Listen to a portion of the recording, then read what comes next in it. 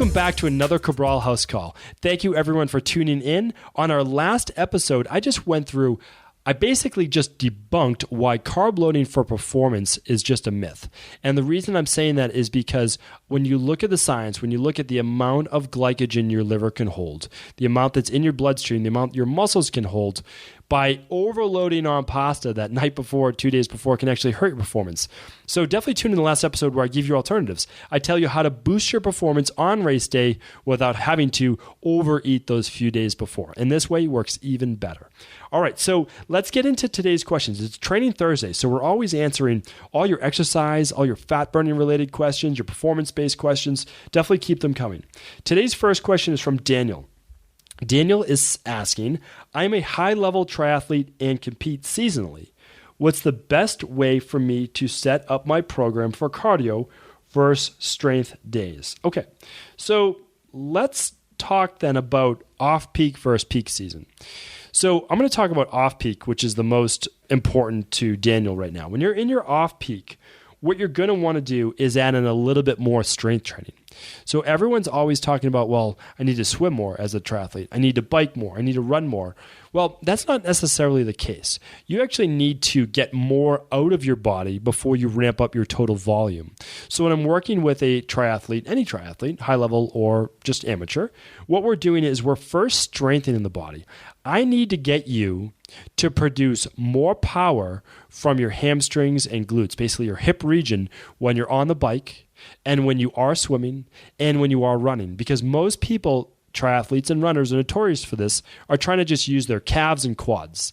They're literally quad-dominant creatures that are not in proper alignment and is wearing and breaking their body down. It's inefficient. You need to use the major muscles, the muscles in those glutes and hamstrings on that pull motion, the up motion on a bike, as well as squeezing the glutes, using them to propel you as the main hip extensor muscle when you're running and even as you're swimming.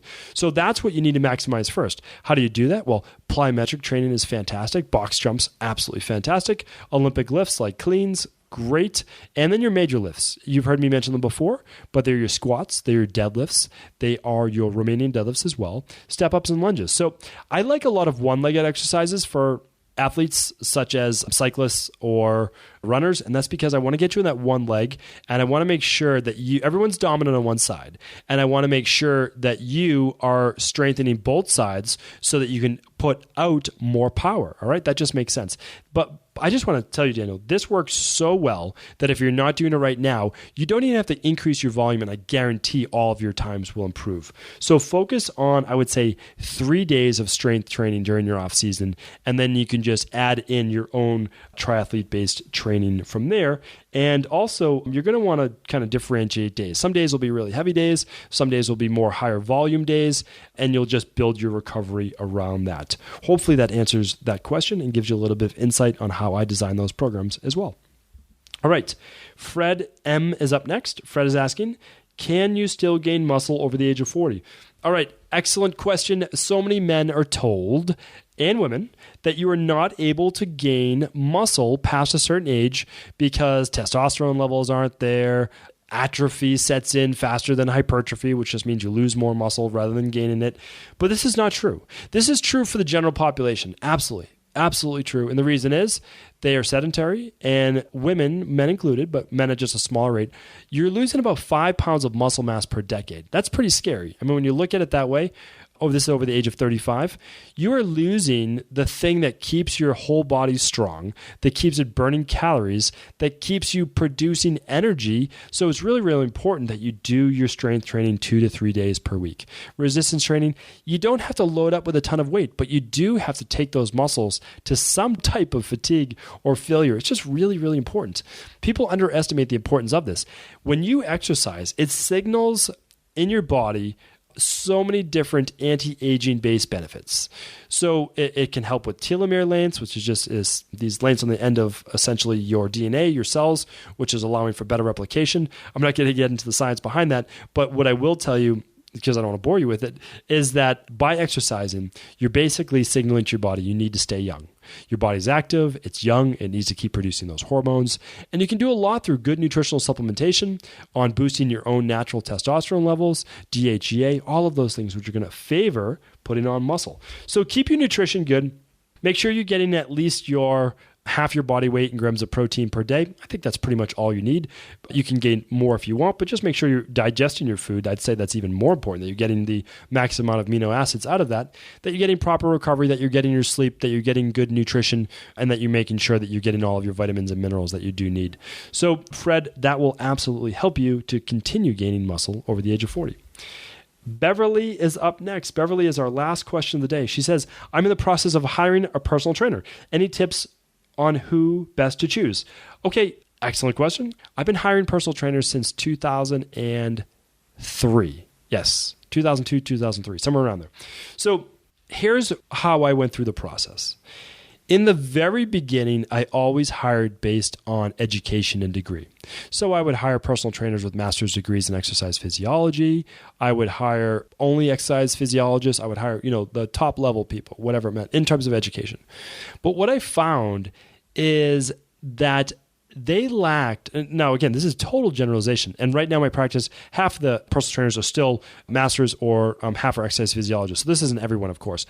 But what I found was that sometimes there was a disconnect between book smarts and education in terms of a degree on a piece of paper, and then those people who got the certification in personal training. Of course, there's a good one, and I'm going to get to that.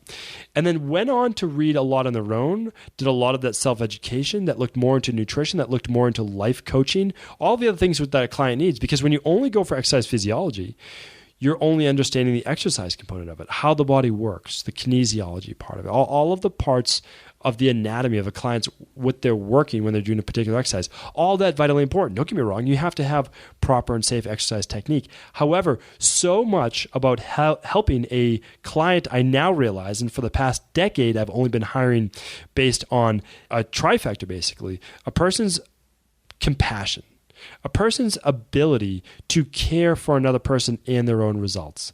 That is first and foremost so important.